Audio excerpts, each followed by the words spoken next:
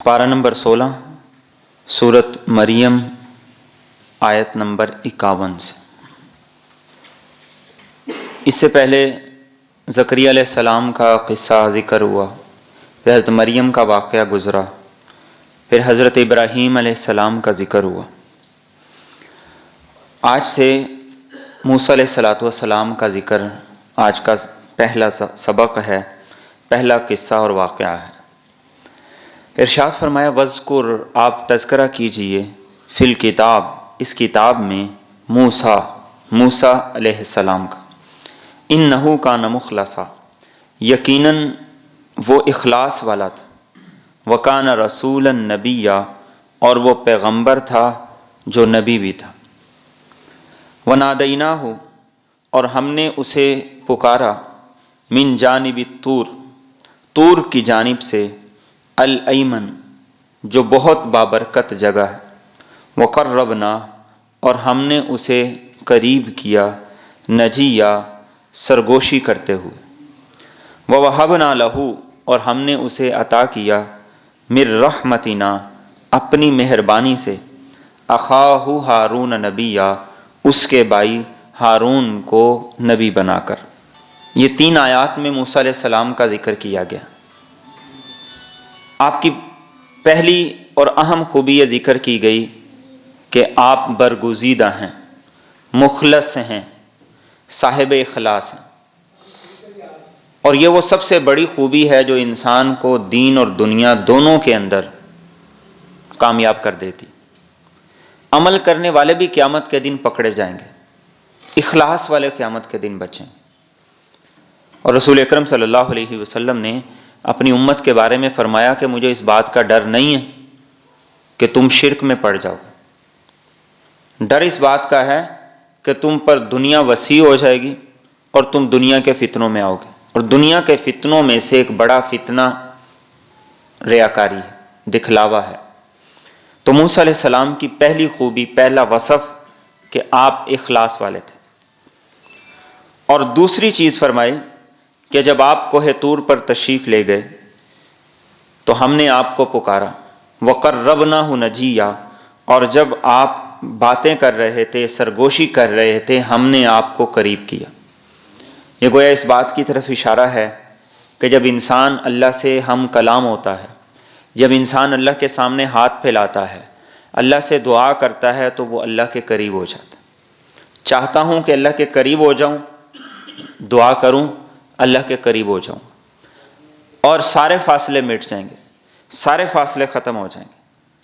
اور تیسری بات ارشاد فرمائی کہ ہم نے اپنی مہربانی سے ہارون علیہ السلام جو ان کے بھائی تھے انہیں نبی بنا کر ان کے ساتھ مبعوث کیا۔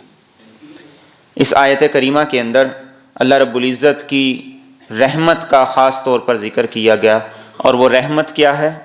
بھائی کا ہونا۔ آج بھائیوں کے ساتھ اختلاف اور جھگڑا ہمارے معاشرے کی ایک عمومی سی وبا ہو گئی، تو اللہ فرما رہے ہیں کہ ہم نے اپنی خصوصی رحمت سے اس کو بھائی دیا۔ یہ قرآن کریم بھائی کو اللہ کی خصوصی رحمت کہہ رہا ہے۔ تو جس نے اپنے بھائی سے تعلقات خراب کر لیے، اس سے قطع تعلقی کر لی، اس کے ساتھ معاملات کو خراب کر لیا، تو گویا کہ اللہ کی خصوصی رحمت سے اس نے اپنا رشتہ توڑ لیا۔ آگے فرمائے وذکر فی الکتاب اسماعیل، آپ تذکرہ کیجئے اس کتاب میں اسماعیل علیہ السلام کا، انہ کان صادق الوعد، یقیناً وہ سچے وعدے والا تھا، وکان رسولا نبیہ، اور وہ رسول تھا، نبی بھی تھا۔ اسماعیل علیہ السلام کا ذکر اور ان کی بنیادی خوبی جو میرے اور آپ کے اپنانے کے لیے ہے، رسالت اور نبوت کی خوبی سے پہلے جسے ذکر کیا، وعدے کے سچے تھے۔ موسیٰ علیہ السلام کی خوبیوں میں سے، رسالت اور نبوت کی خوبیوں سے پہلے جس خوبی کا ذکر کیا وہ اخلاص تھا۔ تو اسماعیل علیہ السلام کیا تھے؟ وعدے کے سچے تھے۔ ہمارے کاروباری مسائل میں بڑا مسئلہ کیا ہے؟ وعدہ خلافی۔ جس سے آج لینے ہیں وہ ہفتے کے بعد دے، جس کے ساتھ مہینے کا وعدہ ہے وہ 2 مہینے کے بعد، جس کو آج وعدہ کیا ہے اس کو ہم کئی دن کے بعد جا کے پورا کرتے ہیں۔ صادق الوعد، میرے اور آپ کے محبوب پیغمبر صلی اللہ تعالی علیہ وسلم، آپ کا بنیادی اور پہلا سب سے معروف وصف تھا آپ صادق اور امین۔ اپنی زبانوں میں سچائی پیدا کریں اور خاص طور پر کاروباری وعدوں کو پورا کریں۔ آپ کی پہچان یہ ہو کہ آپ وعدہ خلافی نہیں کرتے۔ معاملات ہمارے بڑے خراب ہیں، ہم کہتے ہیں کہ ہم حلال کاروبار کرتے ہیں، ہم حرام نہیں کماتے ہیں، لیکن حلال کاروبار میں وعدہ خلافیاں اس قدر زیادہ ہیں کہ وہ ہمارے حلال کی برکت کو ختم کر دیتی۔ وعدہ کریں اس کو پورا کریں، چاہے اپنے بچوں کے ساتھ ہی کیوں نہ ہو۔ بچوں کے ساتھ ہم جھوٹے وعدے کر رہے ہوتے ہیں، تو پھر جب کسی اور موقع پہ ہم بچوں سے وعدہ کر رہے ہوتے ہیں تو بچے کو بھی پتہ ہے ابا چپلا مار رہے ہیں۔ صحیح بات ہے، بچے کو بھی پتہ چل جاتا ہے کہ یہ صرف لارے لگائے جا رہے ہیں۔ کبھی بھی بچوں کے ساتھ بھی جھوٹے وعدے نہ کریں۔ آپ صلی اللہ علیہ وسلم تشریف فرما تھے، ایک صحابیہ بیٹھی ہوئی تھی تو انہوں نے اپنے بچے کو کہا کہ ادھر آؤ میں تمہیں کھجور دیتی۔ وہ آیا تو آپ نے ان سے پوچھا کیا تم نے اسے کھجور دینی بھی تھی یا ویسے بلانے کے لیے کہا؟ انہوں نے کہا میں نے دینی تھی۔ تو آپ صلی اللہ علیہ وسلم نے فرمایا کہ اگر تم نہ دیتی تو یہ بھی جھوٹ لکھا جاتا۔ اپنی زبان کی پاسداری ہم بچوں کو دکھائیں گے تو بچے ہمیں اپنی زبان کی پاسداری دکھائیں گے۔ ہم بچوں کے ساتھ اگر ایسا کریں گے تو بچوں کا اعتماد اٹھ جائے گا، وہ پھر سچ بولنے والے سے کبھی متاثر نہیں ہوں گے، وہ کبھی کسی کی زبان پہ بھروسہ نہیں کریں گے۔ تو کاروباری معاملات میں، گھر میں، باہر، ہر جگہ ہمیں اس بات کی کوشش کرنی، وعدہ سچا کریں، زبان کو کھرا کریں۔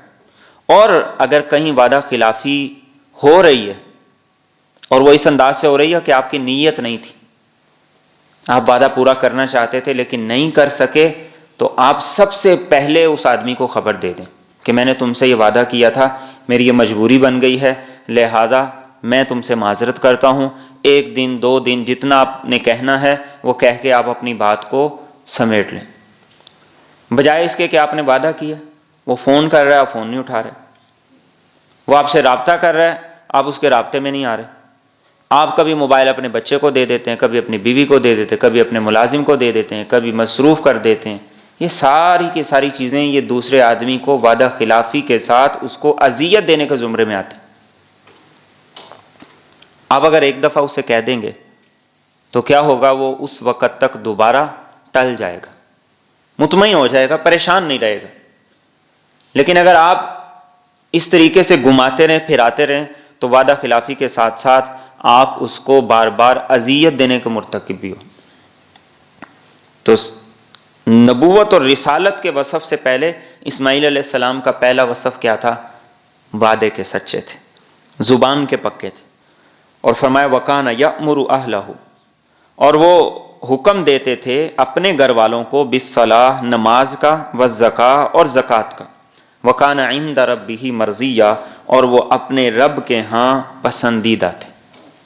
یہ دوسری اور تیسری خوبی، اپنے گھر والوں کو نماز کا حکم۔ نماز کا تذکرہ زکریا علیہ السلام کے واقعے میں بھی آیا، مریم علیہ السلام کے واقعے میں بھی آیا، اور اس کے بعد آگے چل کر دوبارہ پھر تذکرہ آئے گا۔ قرآن کریم نے ہر نبی کے ساتھ نماز کا تذکرہ ضرور کیا۔ اور پھر یہاں اسماعیل علیہ السلام کی خوبی کیا تھی؟ گھر والوں کو نماز کا حکم دیتے تھے، گھر والوں کو زکوٰۃ کا حکم دیا کرتے تھے، اس لیے کہ نماز وہ بنیادی اساس ہے ہر نیکی کی۔ تو ہمیں اپنے بچوں کو نمازی بنانا ہے۔ اگر چاہتے ہیں کہ بچوں کا ایمان بچ جائے تو ان کو نمازی بنائیں۔ بے نمازی کا ایمان نہیں ہوتا، بے نمازی وہ ایماندار نہیں ہو سکتا، وہ اس کی ایکٹنگ کرے گا لیکن موقع آنے پر وہ اس سے بڑے بڑے گناہ کر جائے گا، اس سے بڑی بڑی غلطیوں کا ارتکاب کر جائے گا۔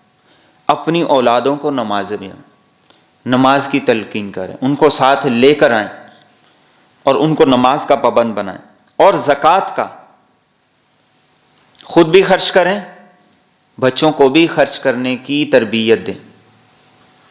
بچوں کو تربیت کیا ہے کہ آپ بچوں کو خرچ اس انداز سے کرنے کی تربیت دیں، مثال کے طور پر آپ خرچ کرنا چاہتے ہیں تو آپ اپنے ہاتھوں سے دینے کی بجائے اپنے بچوں کے ہاتھوں سے دلوائیں، تاکہ انہیں دینے کی عادت پڑے۔ آپ کسی کو دینا چاہتے ہیں تو آپ اپنے کی بجائے اپنے بچے کے ہاتھ بھجوا دیں۔ اس سے کیا ہوگا؟ یہ گویا تربیت ہے آپ کے بچے کی کہ وہ دے رہا ہے، کل کو پھر وہ بھی دینے والا بن جائے۔ تو اس بات کی بھی ضرورت ہے، اپنی بچوں کو نمازی بنائیں اور اپنے بچوں کو زکوٰۃ دینے کا حکم دیں اور انہیں اس بات کا عادی بنائیں، اور فرمایا کہ یہ خوبیاں اپناؤ، اللہ کے ہاں پسندیدہ بن جاؤ گے۔ آگے فرمایا وَاذْكُرْ فِي الْكِتَابِ، اور آپ تذکرہ کیجئے اس کتاب میں ادریس علیہ السلام کا، اِنَّهُ كَانَ صِدِّيقًا نَبِيًّا، یقیناً وہ نہایت سچے اور نبی تھے۔ وَرَفَعْنَاهُ، اور ہم نے ان کو بلند کیا، مکانًا عَلِيًّا، ایک بہت اونچے مقام میں۔ یہ ادریس علیہ السلام کا ان دو آیات میں ذکر ہے۔ آپ کا صحیح نام تھا اخنوخ۔ آپ کو ادریس اس لیے کہا جاتا ہے کہ آپ اپنی کتاب کی تلاوت بہت زیادہ پڑھتے تھے۔ درس و تدریس کا لفظ ادریس یہ اسی سے ہے کہ آپ اپنی کتاب کی تلاوت بڑی کرتے تھے، اس کو بہت زیادہ پڑھتے تھے، اس لیے آپ کا لقب ادریس ہو گیا۔ تو ان کی پہلی خوبی کیا ہے؟ نبوت کی خوبی سے پہلے صدیق، بہت زیادہ سچے، یعنی ان کی زندگی میں جھوٹ کا کوئی شائبہ نہیں تھا۔ اور دوسرا فرمایا کہ ہم نے ان کو بڑا اعلیٰ اور عرفہ اور بلند مقام عطا کیا۔ ادریس علیہ السلام کے بارے میں ہمیں قرآن کریم کے اندر بھی اور احادیث طیبہ میں اتنی زیادہ معتبر تفصیلات نہیں ملتی، کچھ ادھر ادھر کی روایات ضرور ملتی ہیں جس میں کوئی مستند بات نہیں ہے۔ جیسے ایک روایت ہمیں اکثر سننے کو ملتی ہے کہ ادریس علیہ السلام کی ایک فرشتے سے دوستی ہو گئی اور اس نے ان سے کہا کہ مجھے آسمانوں پہ لے جاؤ، آسمانوں کی سیر کرنی ہے۔ پھر وہ فرشتہ ان کو آسمانوں پہ لے گیا اور اللہ نے ان کو وہاں رکھ لیا اور اس فرشتے کو سزا دے دی۔ یہ ساری کی ساری غیر مستند، غیر معتبر روایات ہیں۔ قرآن کریم نے بس ان کا اتنا ذکر کیا کہ وہ بڑے صدیق تھے، بڑے سچے تھے، ہم نے ان کو مقام اعلیٰ اور عرفہ عطا کی۔ اب یہاں پر انبیاء کے تذکرہ مکمل ہو گئے۔ اب تذکرہ مکمل ہونے کے بعد آگے اس پر جو اللہ رب العزت نے تبصرہ فرمایا، فرمایا اولئک الذین، یہی ہیں وہ لوگ، انعم اللہ علیہم، اللہ نے ان پر انعام کیا، من النبیین، پیغمبروں میں سے، من ذریت آدم، آدم کی اولاد میں سے، وممن حملنا، اور ان میں سے جنہیں ہم نے سوار کیا، مع نوح، نوح کے ساتھ، ومن ذریت ابراہیم، اور ابراہیم کی اولاد میں سے، و اسرائیل، اور یعقوب کی اولاد میں سے، وممن ہدینا، اور ان لوگوں میں سے جنہیں ہم نے ہدایت دی، واجتبینا، اور جنہیں ہم نے چن لیا، اذا تتلی علیہم، جب تلاوت کی جاتی تھی ان پر، آیات الرحمن، رحمان کی آیتیں، خروا سجدا، تو وہ گر پڑتے تھے سجدہ کرتے ہوئے، وبکیا، اور روتے ہوئے۔ یہ تذکرہ ہے آدم علیہ السلام کی ذریت میں سے، آگے نبوت کا سلسلہ چلا، پھر نوح علیہ السلام تک پہنچا، اور نوح علیہ السلام کے بعد وہ ان کی نسل میں سے جو لوگ بچے تھے ان سے آگے نسل چلی، پھر اس کے بعد ابراہیم علیہ السلام کی نسل میں سے آگے بنی اسرائیل کے ہزاروں پیغمبر آئے۔ تو فرمایا کہ ان کا ایک وصف تھا، ان کی ایک خوبی یہ تھی کہ جب ان کے سامنے اللہ کی آیتیں، اس کا کلام پڑھا جاتا تھا تو یہ سب کے سب سجدے میں گر جاتے تھے اور روتے ہوئے سجدے کے اندر جاتے تھے۔ اللہ کی عظمت کا، اس کی بڑائی کی بریائی کا اس قدر زیادہ ان پر اثر ہوا کرتا تھا۔ اب اول سے لے کر آخر تک تمام کے تمام انبیاء کے دین میں ایک مشترکہ وصف سجدہ تھا، ایک مشترکہ خوبی، مشترکہ عمل وہ نماز تھا۔ آج ہمارے معاشرے میں 90% مسلمان وہ نماز کو چھوڑ دیں، تو جو نماز کو چھوڑ دے گا وہ زندگی میں ہر گناہ کر سکتا ہے، وہ یہاں تک کہ وہ اپنے ایمان کا سودا بھی کر سکتا ہے جو نماز کو چھوڑ دے گا۔ آپ دیکھیے جن لوگوں نے اسلام کو چھوڑ کر کوئی اور مذہب اختیار کیا، ان میں سے کوئی آپ کو ایسا شخص نہیں ملے گا جو نمازی ہو، کوئی ایک بھی نہیں ایسا ملے گا۔ نماز ایمان کی محافظ ہے، نماز ایمان کو بچاتی ہے، نماز بنیادی اساس ہے جس پر ایمان کی بنیاد ہے۔ سب سے بڑا ستون نماز ہے۔ گھر بناتے ہیں، بلڈنگ بناتے ہیں، اگر اس کے اندر بنیادی چھت ہے اور اس کے اندر بڑا ستون اگر نہیں ڈالا جائے گا تو وہ چھت ٹھہر نہیں سکے گی، گر جائے گی۔ آپ کی یہ مسجد ہے، اس کے اندر آپ کو نیچے بالکل پلین چھت نظر آ رہی ہے، لیکن اگر آپ اس کی چھت پہ جائیں گے تو 10-10 فٹ کے بیم وہ اوپر نکلے ہوئے ہیں، انہوں نے اس ساری چھت کو سنبھالا ہوا ہے، تو اگر وہ نہ ہو تو چھت ٹھہر ہی نہیں سکتی۔ دین بھی ایسے ہی ہے، جب تک دین کے اندر نماز نہیں ہوگی وہ دین کبھی رہ نہیں سکتا۔ وہ بنیادی بیم ہے، اس کا بنیادی ستون ہے اس کا، تو جب وہ نہیں ہوگا عمارت کیسے کھڑی ہو سکتی؟ یہ جھوٹ ہے، یہ غلط ہے کہ فلاں شخص نمازی نہیں ہے لیکن دیندار ہے، یہ جھوٹ ہے۔ اس سے بڑا دنیا کا جھوٹ کوئی نہیں۔ نمازی ہے تو پھر اس کے ساتھ باقی خوبیاں، باقی وصف اس کے ساتھ ٹھہر جاتے ہیں۔ نماز نہیں ہے، باقی وصف اور خوبیاں کبھی نہیں ٹھہر سکتے۔ اور آگے ارشاد فرمائے فَخَلَفَ مِن بَعْدِهِمْ، پس جان نشین ہوئے ان کے بعد، خلفن برے لوگ، اضاعوا الصلاۃ، انہوں نے نماز کو ضائع کر دیا، واتبعوا الشہوات، اور انہوں نے خواہشات کی پیروی کی، فسوف یلقون غیا، تو ان قریب وہ پائیں گے گمراہی کو۔ اب یہ وہی بات آگئی جو میں عرض کر رہا تھا، ان کے بعد نسلیں آئیں، انہوں نے کیا کیا؟ نماز کو چھوڑ دی، نماز میں سستی کر دی۔ نتیجہ کیا ہوا؟ واتبعوا الشہوات، گناہوں میں، شہوتوں میں، خواہشات میں پڑ گئے۔ نماز چھوڑی، شہوت میں پڑ گئے، خواہشات کی تکمیل میں پڑ گئے، گناہوں کی دلدل میں پھنس گئے۔ یہ قرآن کریم ہمیں کہہ رہا ہے۔ گویا نماز کو پکڑنا یہ گناہوں سے بچنے کا ایک بنیادی ذریعہ۔ جو آدمی دن میں 5 مرتبہ وضو کرے گا، اللہ رب العزت اس کے اندر سے باطن سے گناہوں کے سوچ اور اس کے وسوسے وہ ختم کرتے۔ جو دن میں 5 مرتبہ وضو کرے گا، وہ اللہ رب العزت سے 5 مرتبہ ہم کلام ہوگا، اس کے 5 مرتبہ اندر کی صفائی ہوگی، 5 مرتبہ وہ توبہ استغفار کرے گا، 5 مرتبہ وہ بار بار دن میں اللہ کا نام لے گا، تو وہ خود بخود یہ اللہ کا ذکر، اس کا نام، نماز اس کو برائی سے، بے حیائی سے، گناہوں سے روک دے۔ اور جو نماز نہیں پڑھے گا تو وہ کیا ہوگا؟ گناہوں کی دلدل میں پھنسے گا، تو اس کا نتیجہ کیا ہوگا؟ ان قریب اسے گمراہی ملے گی۔ تو اپنی اولادوں کو نماز کی طرف لائیں۔ رسول اکرم صلی اللہ علیہ وسلم کی آخری تاکید الصلاۃ الصلاۃ الصلاۃ یہ تھی، نماز پڑھتے رہنا، نماز پڑھتے رہنا، نماز پڑھتے رہنا۔ آگے فرمائے الا من تاب، سوائے اس کے جو توبہ کر لے، وآمن، ایمان لے آئے، وعمل صالحا، نیک عمل کرے، فاولئک یدخلون الجنہ، تو یہ لوگ ہیں جو جنت میں داخل ہوں گے، ولا یظلمون شیئا، اور ان پر کچھ بھی ظلم نہیں کیا جائے گا۔ یہ اصل توبہ ہے۔ توبہ کے بعد ایمان، اعمال صالح، استغفر اللہ انسان کرتا رہے، لیکن دل میں ندامت نہ ہو، گناہوں سے بچنے کی کوشش نہ کرے، گناہوں کے راستے کی طرف جانے سے باز نہ آئے، تو وہ استغفار نہیں ہے، وہ استغفار کا مذاق ہے۔ استغفار یہ ہے کہ آپ استغفار کے بعد پھر اپنے آپ کو گناہوں کی طرف جانے سے روکیں، ان راستوں کی طرف جانے سے بچیں جو گناہوں کی طرف آپ کو لے کر جاتے ہیں، اپنے عمل کو بدلیں۔ تو ایسے لوگوں کو فرمایا اللہ جنت میں داخل کرے گا۔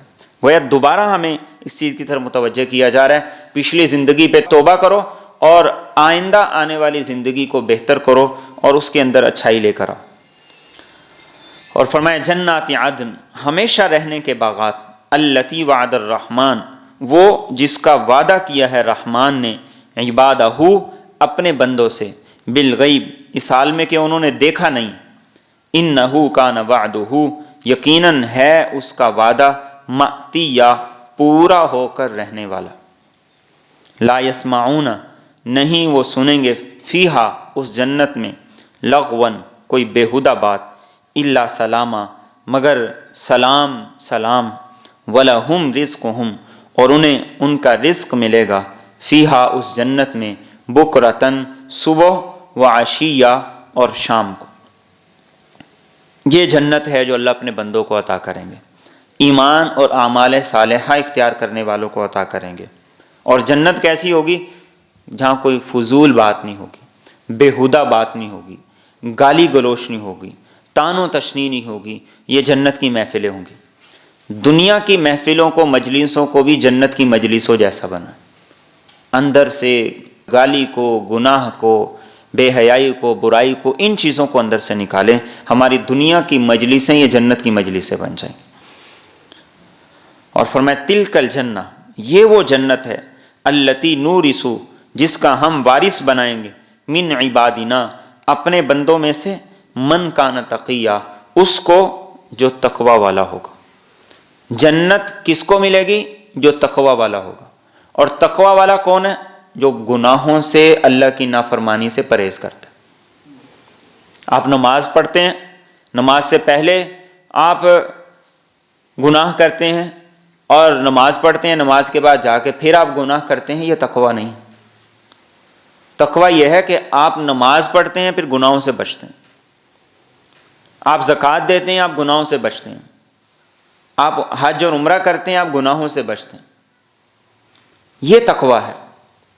اعمال یہ فرائض میں سے ہیں، یہ اپنانے ہیں۔ تقوی کا معنی، پرہیز کا معنی چھوڑنا ہے۔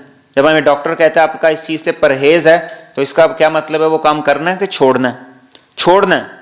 تقوی کا مطلب پرہیز ہے کہ آپ نے اپنی آنکھوں کا پرہیز کرنا ہے، کانوں کا پرہیز کرنا ہے، زبان کا پرہیز کرنا ہے۔ دین میں یہ 3 بڑے پرہیز ہیں۔ آپ یہ 3 بڑے پرہیز کر لیں، ہر گناہ سے بچ جائیں گے، ہر نیکی کو اپنا لیں۔ اور سب سے بڑا پرہیز وہ آنکھ کا پرہیز ہے۔ آنکھ کا پرہیز کریں گے تو باقی 2 پرہیز کرنے بھی آسان ہو جائے۔ آج سب سے بڑا گناہ وہ آنکھ کا گناہ ہے۔ موبائل کے ذریعے سے، ٹی وی کے ذریعے سے اور سوشل میڈیا کے ذریعے سے۔ تو آنکھوں کے گناہ سے بچیں، آنکھوں کا پرہیز کریں۔ آنکھوں کا پرہیز کریں گے دل خود بخود منور ہو جائے گا۔ اور فرمائے وما نتنزل اور ہم نہیں اترتے فرشتے الا بامر ربک مگر تیرے رب کے حکم سے، لہو ما بین ایدینا اسی کا ہے جو کچھ ہمارے آگے ہے، وما خلفنا اور جو کچھ ہمارے پیچھے ہے، وما بین ذالک اور جو کچھ اس کے درمیان ہے، وما کان ربک نسیا تیرا رب بھولنے والا نہیں ہے۔ آپ صلی اللہ علیہ وسلم نے جبریل امین سے یہ کہا کہ جتنا تم آتے ہو اس سے زیادہ ہمارے پاس آیا کرو۔ تو اللہ رب العزت نے یہ آیت نازل کی کہ جبریل امین اپنی مرضی سے نہیں آتے، اسے بھیجنے والا وہ اللہ رب العزت ہے۔ تو اللہ جب چاہتے ہیں بھیج دیتے ہیں، جب چاہتے ہیں نہیں بھیجتے۔ اور آخری جملہ بڑا خوبصورت ہے، فرمایا تیرا رب بھولا ہوا نہیں۔ کوئی آدمی نیکی کر کے یہ سمجھے کہ پتہ نہیں میرے رب کو یاد بھی رہے گا کہ نہیں رہے گا۔ لوگوں کو تو ہمیں یاد کرانا پڑتا ہے نا، کہ میں آپ سے فلاں جگہ ملا تھا، اس کو پھر سوچنا پڑتا ہے ملے تھے یا نہیں ملے تھے، اور اگر اس سے یاد آ بھی جائے تو اس ڈر سے کہ کہیں کوئی کام نہ کہہ دے، آدمی کہتا ہے مجھے بھول گیا۔ لیکن فرمایا تیرا رب بھولا ہوا نہیں ہے، تو نیکی کرتا ہے وہ اسے یاد ہے، تو گناہ کرتا ہے اسے یاد ہے، وہ بھی بھولا ہوا نہیں۔ کسی کے ساتھ اخلاق کو اپناتا ہے اسے یاد ہے، کسی کی بد اخلاقی پہ خاموش ہو جاتا ہے اس کو یاد ہے، تیرا رب بھولا ہوا نہیں۔ اور فرمایا رب السماوات والارض وہ آسمانوں کا رب ہے اور زمین کا رب ہے، وما بینہما اور اس کا جو کچھ ان دونوں کے درمیان ہے، فاعبدہ لہذا تو اسی کی عبادت کر، واستبر لعبادتی اور اس کی عبادت پر ڈٹا رہ، هل تعلم له سمیہ کیا تو جانتا ہے کوئی جو اس کا ہم نام ہو۔ جو آسمانوں کا رب، زمینوں کا رب، ساری بادشاہت اس کے ہاتھ میں، تو فرمایا عبادت بھی اس کی کر اور اس کی عبادت پر ڈٹ جا۔ ہم عبادت کرتے ہیں لیکن عبادت پہ ڈٹے ہوئے نہیں۔ جو میدان چھوڑ کے بھاگ جائے وہ ڈٹا ہوا نہیں، ڈٹا ہوا وہ ہے جو میدان کے اندر کھڑا رہے یا آر یا پار، یہ ڈٹا ہوا ہے۔ تو اللہ فرماتے ہیں عبادت کرو میری لیکن ڈٹ کے کرو، پھر سمجھوتا نہیں کرو، نہ معاشرے کے ساتھ، نہ لوگوں کے ساتھ، نہ اپنی عبادت کے ساتھ، نہ اپنے معمولات کے ساتھ، نہ اپنے معاملات کے معاملے، پھر ڈٹ کے عبادت کرو۔ یہ عبادت اللہ کو مطلوب ہے۔ کبھی کر لی کبھی نہ کی، کبھی کر لی کبھی چھوڑ دی، دل میں آیا تو بہت کچھ کر لیا اور غفلت آئی تو سب کچھ چھوڑ دیا۔ یہ عبادت تو ہے لیکن عبادت پر ڈٹنا نہیں، عبادت پر استقامت نہیں، نیکی پر استقامت نہیں۔ اور آپ صلی اللہ علیہ وسلم کے سامنے جو مشکلات تھیں، جو رکاوٹیں تھیں، کہ آپ صلی اللہ علیہ وسلم اس کے سامنے ڈٹے نہیں، زبردست طریقے سے ڈٹے اور ہمیں دکھا دیا ہمارے ساتھ کون سے مشرکین کا مقابلہ ہے، ہمارے ساتھ کون سے یہودیوں کا مقابلہ ہے۔ ہم تو ایک مسلمان ملک کے اندر رہ رہے ہیں، لیکن ہمیں ڈٹنا ہے۔ اور ایک مسلمان جب ڈٹ جاتا ہے تو اس سے بڑی پاور پھر کسی کے پاس نہیں ہوتی، اس لیے کہ اس کے پیچھے اللہ رب العزت ہوتے، پھر اسے کسی چیز کی پرواہ نہیں ہوتی، اور اسی کا نام توکل ہے۔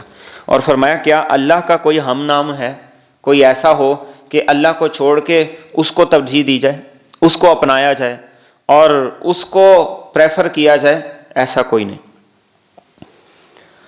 اور فرمایا وَيَقُولُ الْإِنسان، اور انسان کہتا ہے اِذَا مَا مِتُّ، کیا جب میں مر جاؤں گا، لَسَوْفَ أُخْرَجُ حَيًّا، کہ البتہ مجھے دوبارہ زندہ کر کے نکالا جائے گا۔ اولا یذکر الانسان، کا انسان یاد نہیں کرتا، انا خلقناہ، کہ ہم نے اسے پیدا کیا، من قبل، اس سے پہلے، ولم یک شیئا، اور وہ کچھ بھی نہیں تھا۔ انسان کو کچھ نہ ہونے سے کچھ بنا دیا، اور وہ اب بھی یہ پوچھتا ہے کہ مرنے کے بعد دوبارہ زندہ ہوں گا کہ نہیں ہوں گا۔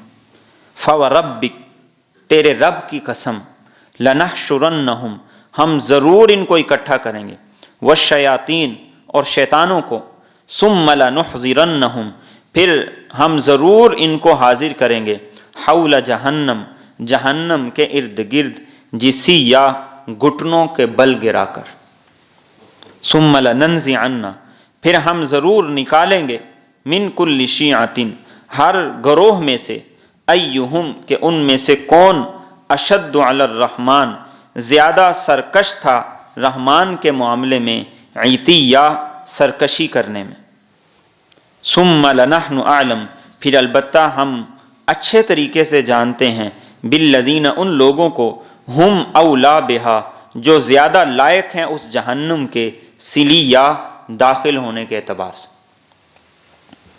سارے جنات، انسان، سب کو اکٹھا بھی کریں گے، سارے نافرمان ذلیل ہو کے جہنم کے سامنے بھی جائیں گے، اور پھر نافرمانوں میں سے جو بڑے بڑے جابر سرکش شیاطین تھے، اللہ رب العزت انہیں علیحدہ اکٹھا کریں گے اور جہنم والوں کو جہنم میں داخل کریں گے۔ تو کوئی اللہ سے چھپا ہوا نہیں، کوئی اللہ سے بھاگ نہیں سکتا، اللہ کے ریکارڈ سے کوئی چیز ختم نہیں کر سکتا۔ فرمایا ہمیں سارا بڑے اچھے طریقے سے پتہ ہے۔ وَإِن مِّنكُمْ، اور نہیں ہے تم میں سے کوئی، إِلَّا وَارِدُهَا، مگر وہ اس جہنم کے اوپر سے گزرے گا، کان علی ربک، یہ تیرے رب کے ذمے ہے، حتماً، لازمی طور پر، مقضیہ، جو فیصلہ کر دیا گیا ہے۔ ثم ننجی الذین اتقوا، پھر ہم نجات دیں گے ان لوگوں کو جنہوں نے تقوی اختیار کیا، ونذر الظالمین، اور ہم چھوڑ دیں گے ظالموں کو، فیہا، اس جہنم میں، جسیہ، گھٹنوں کے بل گرا ہو۔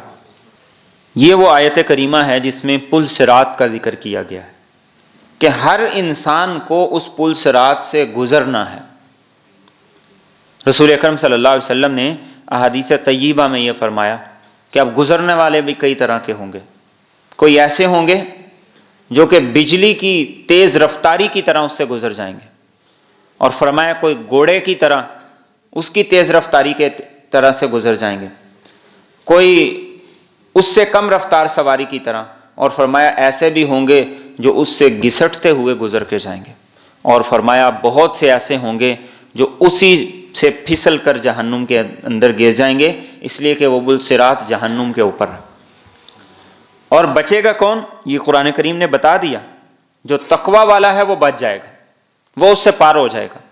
جس کے اندر تقوی نہیں ہے وہ جہنم کے اندر وہیں سے گر جائے گا، اس کا آگے کا معاملہ وہ بعد کے اندر ہے. تو تقوی کو اپنانا ہے، اس خوبی کو اپنے اندر لے کر آنا ہے، تو انشاءاللہ اللہ رب العزت ہمیں وہاں پار لگا دے. اور یہ خوبی تھوڑی محنت طلب ہے. اپنا بار بار احتساب کریں، بار بار جائزہ لیں، بار بار غور کریں، اپنے اعمال کو دیکھیں.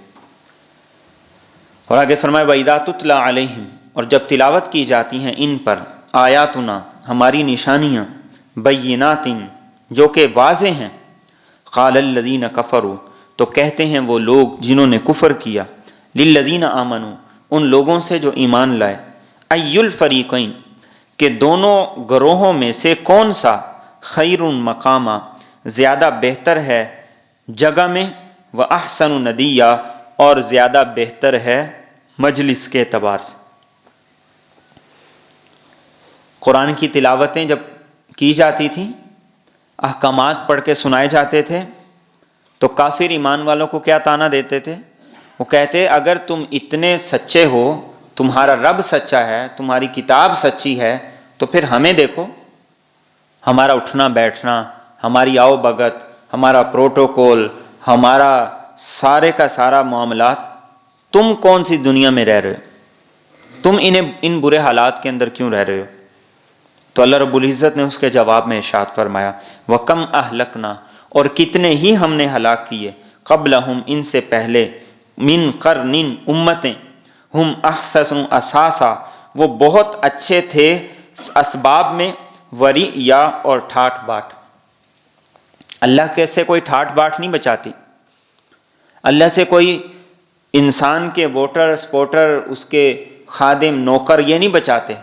کہا کہ پہلی امتوں میں دیکھو وہ تم سے زیادہ ٹھاٹ باٹ والے تھے، تم سے زیادہ ان کی عزت، پروٹوکول اور یہ ساری چیزیں ان کے پاس زیادہ تھیں. اللہ نے ان کو تباہ کیا یا نہیں کیا؟ تو اگر اس بنیاد پر بچت ہوتی تو پھر وہ لوگ بچتے. بچت کی ایک ہی اساس ہے، وہ تقوی ہے. اور فرمایا قل آپ ان سے کہہ دیجئے، من کان فی الضلالہ جو آدمی گمراہی میں ہو، فلیمدد لہ الرحمن مدا تو چاہیے کہ اس کو کھینچ کر لے جائے رحمان، خوب کھینچ کر مہلت کی طرف.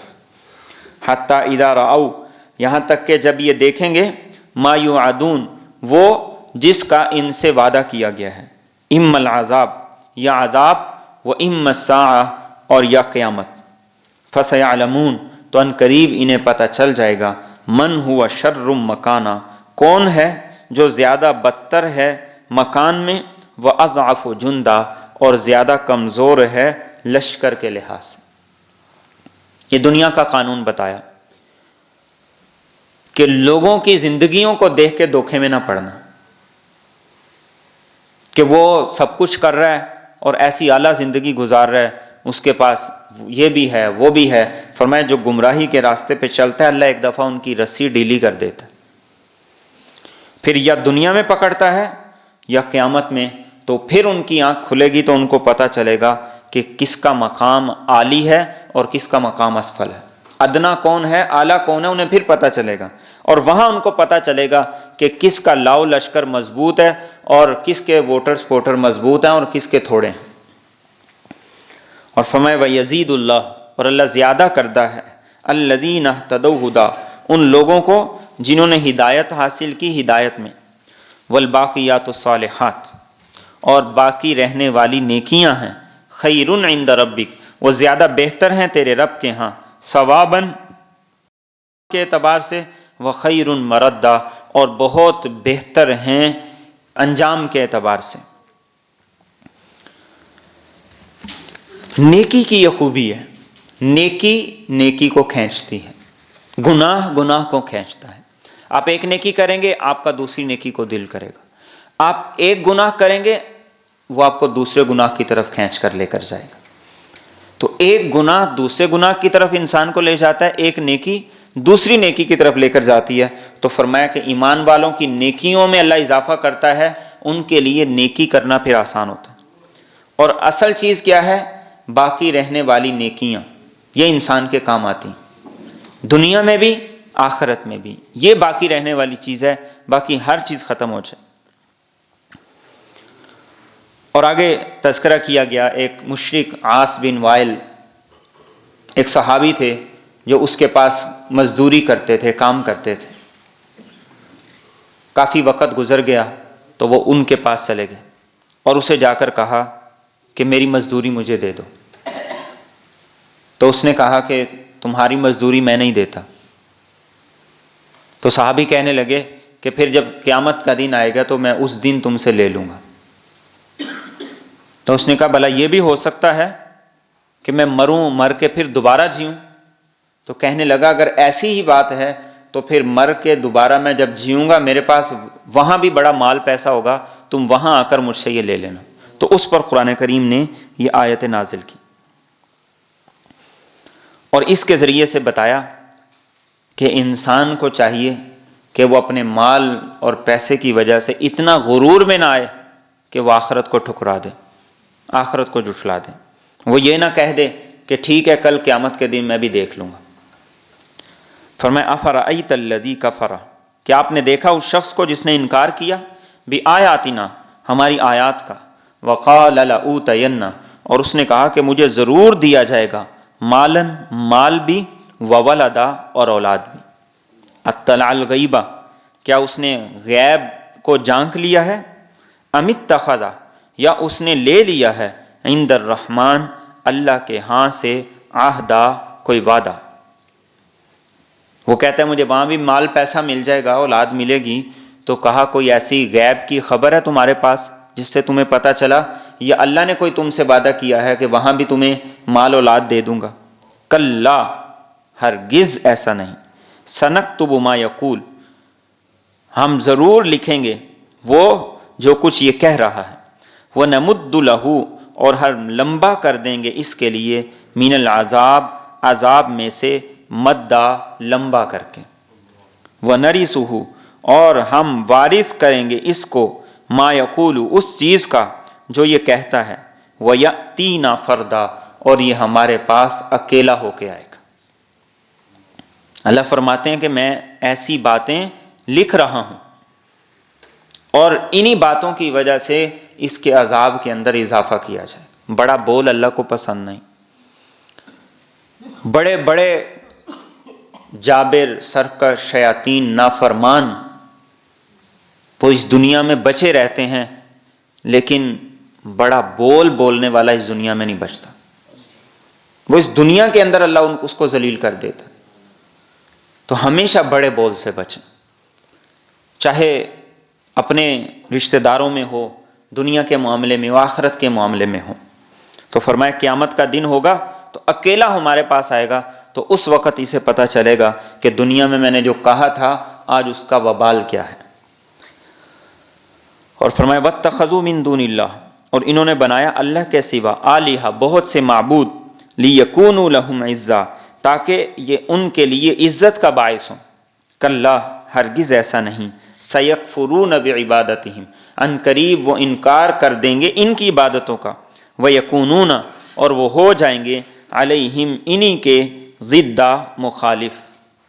آج جن کو جھوٹا معبود بنایا، یہ کہتے ہیں کہ کل یہ ہمارے کام آئیں گے، تو کہا کل یہ سارے ان کے خلاف ہوں گے، سب ان کی غلط فہمیاں دور ہو جائیں گی۔ اور فرمایا الم ترا، کیا تو نے دیکھا نہیں، انا ارسلنا الشیاطین، کہ ہم نے بھیجا شیطانوں کو، علی الکافرین، کافروں پر، تؤزہم عزا، وہ ان کو برانگیختہ کرتے رہتے ہیں اچھی طرح۔ فلا تعجل علیہم، آپ ان کے معاملے میں جلدی نہ کیجیے، انما نعد لہم عدا، ہم ان کو اچھی طرح گنتے جا رہے ہیں۔ شیطان کافروں کو سرکش بناتا جا رہا ہے، نافرمانی میں آگے سے آگے لے جاتا جا رہا ہے، لیکن فرمایا آپ جلدی نہ کریں، آپ اللہ کے دین پر ثابت قدم رہیں، اس کی دعوت دیں، اس کی تبلیغ کریں۔ ان کی گنتی اللہ کر رہا ہے کہ جب ان کا وقت آئے گا پھر ان کو گن گن کر شمار کر کر کے اللہ رب العزت الگ کر دیں گے۔ اور فرمایا یوم نحشر المتقین، جس دن ہم اکٹھا کریں گے پرہیزگاروں کو، الی الرحمن، رحمان کی طرف، وفدا، مہمانوں کی صورت میں، ونسوق المجرمین، اور ہم ہانک کر لے جائیں گے مجرموں کو، الی جہنم، جہنم کی طرف، وردا، پیاسے بنا کر۔ دونوں طرف کا منظر میرے اور آپ کی آنکھوں کے سامنے ہونا چاہیے، ایک طرف عزت ہے، پروٹوکول ہے، اور رحمان سے ملاقات کے لیے جا رہے ہیں، اور دوسری طرف ذلت ہے، رسوائی ہے، پیاس ہے، اور ہانک کر بیڑ بکریوں کی طرح جہنم کی طرف لے جایا جا رہا ہے۔ میں سوچوں کہ اگر میں آج مر گیا تو کل ان میں سے کس کے ساتھ ہوں گا؟ یہ مجھے اور آپ کو سوچنا ہے، یہ قرآن مجھے اور آپ کو بتانا چاہ رہا ہے، اس طرف مجھے اور آپ کو متوجہ کرنا چاہ رہا ہے۔ اور اللہ سے ملاقات، اس سے بڑی دنیا کی کوئی نعمت نہیں ہو سکتی، اور آخرت کی بھی اس سے بڑی کوئی نعمت نہیں ہو سکتی، کہ جہاں اللہ کا دیدار ہوگا، اللہ کی تجلی ہوگی، انسان اللہ کے سامنے وہاں سجدہ کرے گا جہاں اسے دیکھ رہا ہوتا ہے۔ دنیا میں ہم سجدہ کر رہے ہیں، بن دیکھے کر رہے ہیں، تو بن دیکھے سجدے جنہوں نے سچے سجدے کیے ہیں، ان کے سجدے ایسے تھے کہ ساری ساری رات سجدے سے سر نہیں اٹھاتے تھے، تو جب وہ اس کو دیکھ لیں گے تو وہ ہزاروں سال کا سجدہ ہوگا جہاں انسان اللہ کے سامنے کرے گا، اور وہ کہے گا کہ یا اللہ بس اس سجدے سے تو نہ اٹھا، باقی جنت چاہے لے لے۔ تو اللہ فرمائیں گے کہ نہیں، وہ سجدے دنیا میں تھے، آج یہاں سجدے نہیں، آج یہاں تمہاری لذتیں، راحتیں، جنتیں، نعمتیں ہیں، آج ان کے مزے تم یہاں پہ کرو۔ اور آگے فرمائے لا یملکون الشفاعہ، یہ نہیں اختیار رکھتے شفاعت کرنے کا، الا من اتخذ، مگر جس نے لیا ہے عند الرحمن، اللہ کے ہاں، عہدہ، کوئی اقرار۔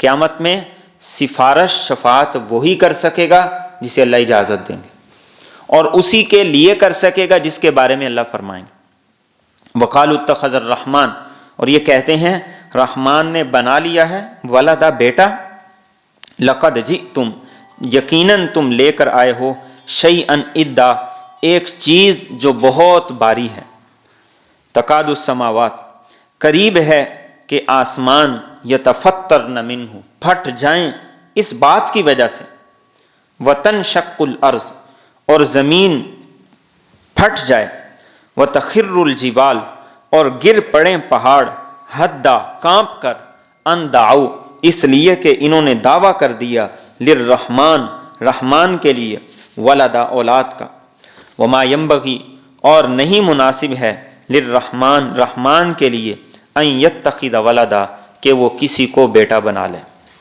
ان کلو، نہیں ہے، من فی السماوات، وہ سب جو آسمانوں میں ہیں، والارض، اور زمین میں ہیں، الا آتی الرحمن، مگر وہ آئیں گے رحمان کے پاس، عبدا، بندے بن کر۔ اللہ کا کسی کو بیٹا قرار دینا، بیٹی قرار دینا، اس کے ساتھ کسی کو برابر اولاد قرار دے دینا، بیوی قرار دے دینا، فرمایا اتنا بڑا جرم ہے کہ اگر یہ کائنات جزا سزا کا جہان ہوتی تو آسمان بھی پھٹ جاتا، زمین بھی پھٹ جاتی، پہاڑ بھی ریزہ ریزہ ہو جاتے۔ فرمایا سب اللہ کے تابع ہیں، کل قیامت کے دن سارے اللہ کے روبرو پیش ہوں گے۔ اور آگے فرمایا لقد احصاہم، البتہ تحقیق اللہ نے ان کو شمار کر رکھا ہے، وعدہم عدا، اور ایک ایک کو گن لیا ہے، وکلہم، اور یہ سب کے سب آتی ہی آئیں گے اس کے پاس، یوم القیامہ، قیامت کے دن، فردا، اکیلے اکیلے ہو کر۔ جس چیز کو گنتی کر کے لیا دیا جائے تو اس کا حساب بھی پھر گنتی کر کے لیا دیا جاتا ہے۔ تو اللہ فرما رہے ہیں کہ ہم نے سب کو گن لیا ہے، اب اللہ کی گنتی اس میں کوئی کمی نہیں ہو سکتی، اور جس کی گنتی اس نے آج کی ہے وہ کل قیامت کے دن بھی یہ گنتی پورا کر کے انہیں ایک طرف کر دے گا۔ اور فرمایا ان الذین آمنوا وعملوا الصالحات، یقیناً وہ لوگ جو ایمان لے آئے اور انہوں نے نیک اعمال کیے، سیجعل لہم الرحمن، ان قریب بنائے گا ان کے لیے رحمان، ودا، دلوں میں محبت۔ ایمان اور اعمال صالحہ جو اختیار کرے گا، اللہ لوگوں کے دل میں اس کی محبت ڈال دے گا۔ ایک حدیث قدسی میں اللہ رب العزت فرماتے ہیں کہ جب کوئی بندہ نیکی کرتا ہے، اطاعت کرتا ہے، فرما بردار بن جاتا ہے، تو اللہ جبریل امین کو یہ کہتے ہیں کہ یہ میرا بندہ میرے ساتھ مخلص ہو گیا، اب اس کا میرے ساتھ تعلق بالکل درست ہو گیا، تو میں اس سے محبت کرتا ہوں، جبریل تو بھی اس سے محبت کر۔ جبریل امین اعلان کرتے ہیں کہ اللہ فلاں شخص سے محبت کرتے ہیں، میں فلاں شخص سے محبت کرتا ہوں، سارے فرشتوں کا حکم ہے اس سے محبت کر۔ پھر ایک فرشتہ اللہ زمین پہ بھیجتے ہیں، وہ آ کے اعلان کرتا ہے کہ اللہ فلاں شخص سے محبت کرتے ہیں، جبریل امین فلاں شخص سے محبت کرتے ہیں، سارے فرشتے فلاں شخص سے محبت کرتے ہیں، لہٰذا زمین والوں تم بھی اس سے محبت کرو۔ ساری دنیا کی ہر مخلوق کے دل کے اندر اللہ اس کی محبت ڈال دیتے۔ صحابہ کی محبتیں اس لیے میرے اور آپ کے دل میں، نافرمانوں کی نفرتیں یہ اس لیے میرے اور آپ کے دل میں۔ اور ایک بات یاد رکھیے کہ یہ دل جب ہمارا مخلص ہوگا، پاکیزہ ہوگا، تو پھر اس کے اندر سچی اور جھوٹی یہ محبت آئے گی۔ جس کا دل پہلے ہی گناہوں کے اندر ڈوبا ہوا ہے، اس کے دل میں کوئی نیک لوگوں کی محبت نہیں آئے گی، وہ خرابی اس کے دل کے اندر ہے۔ جو آدمی گندگی کے اندر رہتا ہے اس کو وہی ماحول سوٹ کرتا ہے۔ وہ ایک میراثی کے بارے میں آپ نے وہ سنا ہوگا، بے ہوش ہو گیا، تو اب کوئی اس کو خوشبو سنگھا رہا ہے، کوئی اس کو کچھ کر رہا ہے، کوئی اس کو ہوش ہی نہیں آ رہا۔ ایک اور میراثی آ گیا، اس نے کہا پیچھے پیچھے ہو جاؤ، اس کا علاج مجھے پتہ ہے۔ اس نے اپنی جوتی اتار کے اس سے سنگھائی، وہ اٹھ کے بیٹھ گئی۔ تو نیکی اور گناہ ان کی مثال ایسے ہی، جو گند کے اندر، گناہ کے اندر رہے گا نا، تو اس کی پھر محبتیں بھی اسی طرف جائیں گی۔ اس کو نماز سے خوشبو نہیں آئے گی، اس کو روزے سے، قرآن کی تلاوت سے، ان چیزوں سے اس کو خوشبو نہیں آئے گی۔ ہاں، یہ گند اس کو جہاں نظر آئے گا وہ بھاگتا دوڑتا جائے گا۔ اور جس کا اندر پاکیزہ ہے، جہاں بدبو ہوگی وہ فوراً وہاں سے نکل آئے گا۔ کئی لوگ ایسے ہوتے ہیں ان کی حس بہت تیز ہوتی، تو وہ فوراً وہاں سے نکلے گا، وہ کہ نہیں یہاں نہیں میرا گزارا ہے، اس بدبو اور اس گندے ماحول میں میں نہیں رہ سکتا۔ تو اللہ رب العزت دلوں میں محبت ڈالتے ہیں، لیکن جس کے دل کے اندر گند ہے وہاں نہیں آئے گی۔ وہ دل اپنا پاک کرے، صاف کرے، پھر وہاں آئے گی۔ تو یہ اللہ کا وعدہ ہے، ہم اللہ کے ساتھ مخلص ہو جائیں، اللہ ساری کائنات کو ہمارے پیچھے لگا دے۔ صحابہ کی یہی خوبی تھی، یہی وصف تھا کہ ایک جنگل کے اندر صحابہ چلے گئے، چھاؤنی بنانی تھی، رات بسر کرنی تھی۔ ان کا اتنا جنگل ہے، اب آج کے دور کا جنگل تو تھا نہیں کہ جہاں لالٹین ہو، روشنی ہو اور انتظامات ہوں، کچھ بھی نہیں تھا۔ تو ایک صحابی کہنے لگے ٹھہر جاؤ ذرا، میں ان کا انتظام کرتا ہوں۔ اور وہ ایک پہاڑ پہ چڑھے اور انہوں نے کہا کہ ہم اللہ کے رسول کے غلام ہیں، میں سارے جنگل والوں کو کہتا ہوں آج رات ہم نے یہاں رہنی ہے، یہاں چھاؤنی بنانی ہے، تم یہاں سے چلے جاؤ۔ مورخین نے لکھا ہے کہ اس صحابی نے یہ اعلان کیا، شیر، چیتے اور سانپ، بچھو، ہر چیز اپنے اپنے بچوں کو لے کر اس جنگل سے نکل گئی۔ عبداللہ بن عمر رضی اللہ تعالیٰ عنہ جا رہے تھے، راستے میں جمگٹا لگا ہوا، تو آپ نے کہا کہ یہ کس چیز کا رش ہے؟ انہوں نے کہا آگے راستے میں شیر بیٹھا ہے، کوئی نہ آ سکتا ہے نہ جا سکتا ہے۔ آپ آگے بڑھے اور آگے جا کر شیر کو ایک تھپڑ مارا اور اس کو جا کر کہا کہ اللہ نے کسی کو کھانے کا حکم دیا تو جا کے کھا، ورنہ یہاں سے دفع ہو جا۔ وہ اٹھا اور وہاں سے بھاگ گیا۔ تو فرمانے لگے جو اللہ سے ڈرتا ہے ساری مخلوق کے اندر اس کا ڈر ڈال دیتا ہے، اور جو اللہ سے نہیں ڈرتا ساری مخلوق کا ڈر اللہ اس کے دل کے اندر ڈال دیتا ہے۔ تو یہ اللہ فرما رہے ہیں کہ اللہ کے ساتھ اپنا تعلق سیدھا کرو، اللہ ساری مخلوق کو تابع کر دے گا، سب کے دل میں محبت پیدا کر دے گا۔ اور فرمائے فَإِنَّمَا يَسَّرْنَاهُ بِلِسَانِكَ، تو ہم نے اس قرآن کو آپ کی زبان پر آسان کر دیا، لِتُبَشِّرَ بِهِ الْمُتَّقِينَ، تاکہ آپ اس کے ذریعے تقوی والوں کو خوشخبری سنائیں، وَتُنذِرَ بِهِ، اور آپ اس کے ذریعے خبردار کریں قوم اللُّدَّ، ان لوگوں کو جو جگڑنے والے ہیں۔ قرآن آپ کی زبان پر آسان، اتنا آسان قرآن، اتنا آسان کلام کس لیے؟ تقوی والوں کو خوشخبریاں دیں۔ اس سورہ مبارکہ میں آج کے سبق میں بار بار تقوی کا لفظ آ رہا ہے کہ اس پہ زور دیا جا رہا ہے کہ یہ اپناؤ گے تو کام بنے گا، اور جگڑنے والوں کو خبردار کریں کہ اس قرآن کے مطابق اپنی زندگی بناؤ، جھگڑوں سے، اختلافات سے نکلو۔ وَكَمْ أَهْلَكْنَا، اور کتنی ہم نے ہلاک کی، قبلہم، ان سے پہلے، من قرن، بستیاں، هل تحس، کیا تو محسوس کرتا ہے، منہم، ان میں سے، من احد، کسی ایک کو، او تسمع لہم، یا تو سنتا ہے ان میں سے کسی ایک کے لیے، رکزا، کوئی کھٹک۔ کتنے بڑے بڑے بادشاہ اس دنیا کے اندر آئے۔ آج کا وزیر اعظم کیا ہے؟ ایک چھوٹے سے خطے کا وزیر اعظم۔ آج کا وزیر کیا ہے؟ آج کا کونسلر کیا حیثیت رکھتا ہے؟ اس دور کی وزارتیں اور اس دور کے اختیارات، حکومتیں، وہ جو شان و شوکت رکھتے تھے۔ اب جو کسریٰ تھا، کسریٰ کا وہ تاج جو وہ پہنا کرتا تھا، وہ 2.5 من کا تاج تھا، سونے کا، 2.5 من کا۔ اور وہ پہنتا کیسے تھا؟ وہ زنجیروں سے انہوں نے اوپر لٹکایا ہوا تھا، جیسے یہ فانوس لٹک رہا ہے۔ تو وہ اس کے نیچے آ کے بیٹھتا، تو اس ترتیب سے انہوں نے اس کو رکھا ہوا تھا، وہ آ کے بیٹھتا تو اس کے سر کے اس کے اندر آ جاتا، اور پھر پردے ہٹائے جاتے، ساری دنیا اس کو سجدہ کرتی، اور پھر وہ وہاں سے اٹھتا، پردے گرا دیے جاتے، چلا جاتا۔ 2.5 من سونے کا تاج تھا جس کو وہ پہنا کرتا تھا۔ آج دنیا کا کون سا بادشاہ ایسا ہے کہ جس کے پاس اتنی زیادہ دولت ہو؟ لیکن اللہ فرماتے ہیں کسی کی کوئی آہٹ سنی؟ انسان یہ چیز ہے۔ ہم پرانی باتیں تو چھوڑیں، ہم اپنے شہر کے اندر وہ لوگ دیکھیں کہ جو کہتے تھے کہ ہمارے بغیر کچھ نہیں ہو سکتا، آج جب وہ دنیا سے گئے تو آج ان کی آہٹ نام و نشان نہیں سنتے۔ جو پرانے لوگ ہیں، ہمارے ملک کے جو وزیر اعظم جو خود کش حملوں میں مارے گئے اور جو اپنی طبعی موت مر گئے، ہمارے ملک کے جو صدر ہیں، آج کسی کی کوئی آہٹ، کوئی تذکرہ، کوئی نام نشان، کچھ نہیں انسان کا رہتا پیچھے۔